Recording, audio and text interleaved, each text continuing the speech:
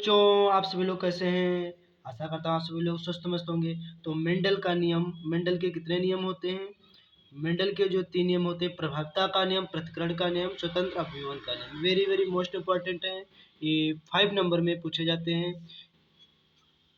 With diagram के साथ आप सभी को बना के जाना है और काफ़ी बार इसको स्टडी करना है।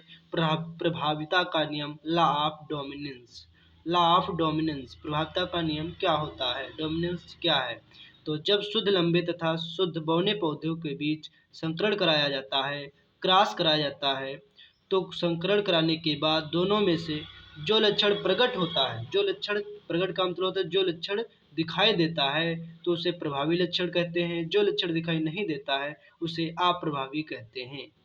तो प्रभावता का नियम वेरी वेरी मोस्ट इम्पॉर्टेंट है। विद न्यूमेरिकल के साथ डायग्राम बना के जाइए और आप सभी लोग बहुत अच्छे से स्टडी कीजिए। और प्रभावता का नियम वेरी वेरी मोस्ट इम्पॉर्टेंट है, आसान ट्रिक। तो प्रभावता का नियम, जब शुद्ध लंबे तथा शुद्ध बौने पौधों के बीच संकरण कराया जाता है, तो संकरण का मतलब होता है क्रॉस।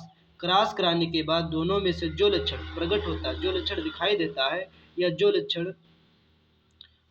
लक्षण दिखाई देता है तो उसे प्रभावी लक्षण कहते हैं। जो लक्षण दिखाई नहीं देता है उसे अप्रभावी लक्षण कहते हैं। तो जैसे आइए विद डायग्राम के साथ इसको देखेंगे। मेंडल के प्रथम नियम, कौन सा प्रथम नियम है?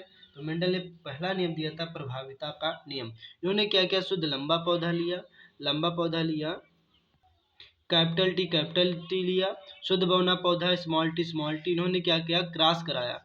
तो कौन सा, स्मॉल टी और capital T, small T capital T से क्या कराया, क्रॉस कराया। तो पहले जो प्रथम श्रेणी में इन्होंने देखा, प्रथम पीढ़ी में इन्होंने देखा तो सभी लंबे पौधे प्राप्त हुए। सभी लंबे पौधों को बोला जाता है संकर पौधे।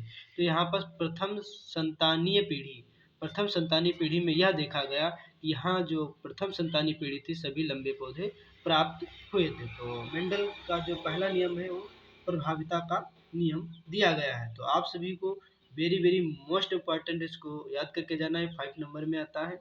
दूसरा नियम है पृथक्करण का नियम, मेंडल ने दिया था। तीसरा नियम स्वतंत्र अपव्यवन का नियम दिया था। लॉ ऑफ डोमिनेंस, प्रभाविता का नियम।